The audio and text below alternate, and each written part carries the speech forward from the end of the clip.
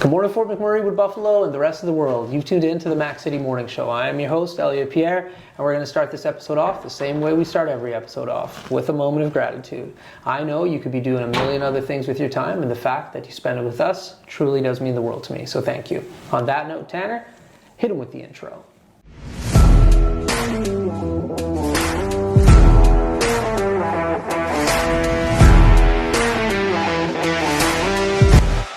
And we are back. Big shout out to Colin Hardigan and the Coldwell team for sponsoring these videos. We really do appreciate your ongoing support. As everybody at home knows, I don't introduce my guests because they can do a better job of that than myself. So can you please tell everybody at home who you are and what you're about? Hi, my name is Victoria Huntley. I'm a realtor at Coldwell Banker Fort McMurray. There we go. So first and foremost, how long have you been in the community for? I moved to Fort McMurray in 2009, so. Okay, so you've been here for a while then. Yeah. Where did you move from originally? I moved from the East Coast, like many people, so Okay. came from Newfoundland. Okay, what part of Newfoundland? Central area around Grand Falls, Windsor. Okay, Yeah. nice. So when you moved out here, I have to assume you weren't the first from your community to move. Like you had families or friends. Yeah, I here had prior some to. touch points here for sure, and Yeah, that's yeah. definitely how logistically I made things work with Yeah. finding like roommates back in those times, Right, where right. everyone had 4 or 5 Yeah, roommates. So yeah. that's basically how I started the commute here, Yeah. and then grew roots. So Nice. And Yeah. so what were you doing career-wise for all those years? for the majority of those years, I was in oil and gas, Okay. environment, health, and safety Okay. advisor. So. Wow. Mostly at Suncor site Yeah, and yeah, Base yeah. Plant, so many people definitely know me from there. Yeah. Nice. So what was that like transitioning to work in oil and gas when you first moved up here? Because obviously that's not exactly what was taking place back home for you. No, exactly. So I did have some internships at the pulp and paper mill back home. So okay. moving to oil and gas was Yeah. completely different. Yeah, no doubt. So it was a huge learning curve, but a lovely challenge. Yeah. So, and I tend to gear towards those things. So if Yeah. it excites me and Yeah. absolutely scares me to death, then I try to push myself to do it. So There we go. some really good years there. Nice. Now, you were saying, we were chatting just a little bit before we started to film, that you have some kids here in the community. Yeah, all of our kids born and raised in Fort McMurray. Okay. So we have an Okay. 8-year-old, a 9-year-old, and just a fairly new young lad who's a year and a half. Oh, wow. Yeah. Busy house. So it's summer. What do you have planned for, there's no more school?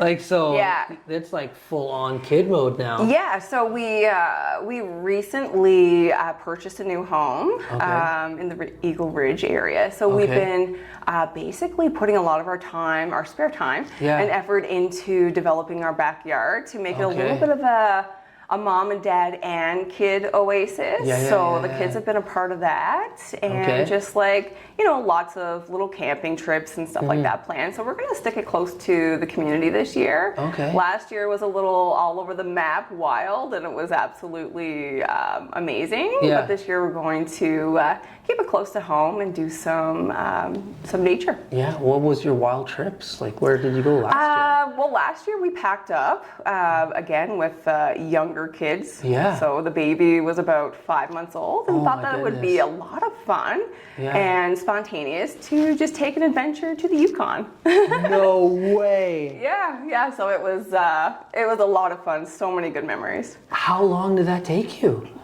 Well, I think it's 25 hours Yeah? consecutively.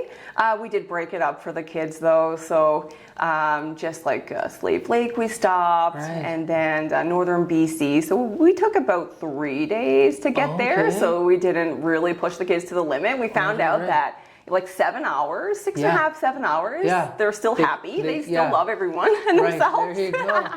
So, Very cool. so that's basically how we planned it, and it was just so many belly laughs. It was, Yeah. really good. Cool. And when you got to the Yukon, how long did you stay there for? We were in the Yukon for about a week. Okay. So I actually have family there in Whitehorse. Okay. So it was super nice, Yeah. and so she's a great aunt to the kids, and so it was Yeah. nice for them to meet her brother and their cousin and stuff. So we stayed in the area about 7 days, just toured around there. Yeah. And made our way back. Oh my goodness. Down the Alaskan Highway, which actually flooded. Yeah. While we were there, and so we had to take a little bit of a detour on the way back, which was a happy ending, to say the least, because we ran into a bunch of very random places that we would have not ventured into otherwise. Found some hidden gems, which is what we like. So cool. Yeah. What kind of vehicle did you do this in? So we do a little bit, we're not the glamping type, believe it or not. So we actually have a truck that's converted with kind of like a treehouse tent, if you will, on the top of the cab. Very cool. My husband made a homemade shower on the side of it. And so in the back, there's basically pull-outs that has everything organized, from like tools to if you get stuck, and winches and shovels to pantry items. So yeah, so he's a master of that one for sure. That is so cool. Yeah, so we literally kind of lived out of our truck. Yeah, you took your kids on a real life adventure. Yes, a real life adventure. They're going to remember that for the rest of their lives. Yeah, and probably their teachers at school. Wow. So they were so excited to go back to school in September and tell all their friends and their teachers, and of course, like all the embarrassing stories too. Like, guess what our brother did in the car seat? Right. So yeah, it was really great for the kids. No doubt. Yeah. That is so cool. No iPads. No iPads. No iPads. There's no cell service. It was wonderful. Wow. Yeah. Wow. What an adventure for real. Yeah. So they have some insight on what you're putting in the backyard. What are some of their ideas? So we were talking about a pool, so it is a little bit of a downgrade in our backyard. So we were fixing some of the landscaping that way. Yeah. We talked about a pool and a trampoline. So we do have a trampoline. We're just trying to figure out how we want to incorporate that. Right. We did go ahead with a hot tub with the intention, and so far so good, the intention of basically just turning it down in the summer. So it's a little more like a pool temperature. That's right. Nice. So the kids have definitely been doing that. And we have some ideas for like a brick oven, outdoor oven to make like pizzas and stuff like that. So yeah. So you obviously have a passion for real estate and like putting like a scene together for sure. Yeah. So now that you are here, we're at Coldwell today, obviously doing an interview here. So out of all of the different agencies that you could have potentially chosen to work for, what about Coldwell spoke to you? So like I did go and do a little bit of research, obviously, to make that decision. It's a huge decision. You want to make sure you go somewhere where basically integrity and humility, and then the mentorship as well, right, is first and foremost, and the people. So very client-centric brokerage, and just with chatting with Colin, it became so apparent almost immediately. And I went home after our discussion here in the office and chatted with my husband, and I was like, oh my goodness, like how am I going to make this decision? Like I kind of narrowed it down between a couple places. And in just discussing, the pros and the cons and how I felt with certain things, and he was like, Victoria, you already have your decision. There you go. Your decision's made, right? And my first week, I remember back the first week I came here, I remember going home for dinner and saying to my husband, like, thank God, like, what a dream. It's definitely the dream team, and like they're so everyone here is just so helpful and basically wants to see everyone succeed. You know what I mean? And technically we're all kind of competitors. That's right. But everyone is still helpful, and we're still a family, and it's been wonderful. That's awesome. Great. Well, listen, I just saw Tanner walk by that door, so that means we are out of time. Okay. But before I cut you loose, you get a shameless shout out or plug. So you have the mic, the camera, the lights. Have fun. Awesome. Thank you, guys. So thanks for watching and tuning in. I would love to sit with you. We do free home market evaluations to just stop by, whether you're looking to sell, even if you're looking to buy in the area.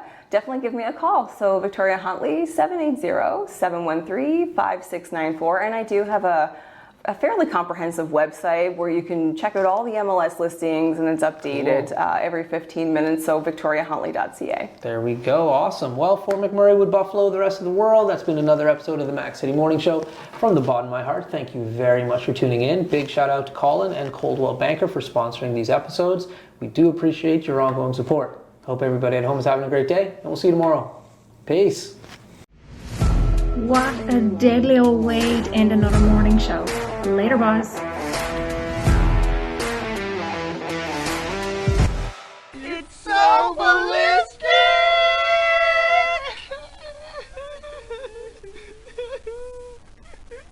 Talk about quenching your ugly thirst.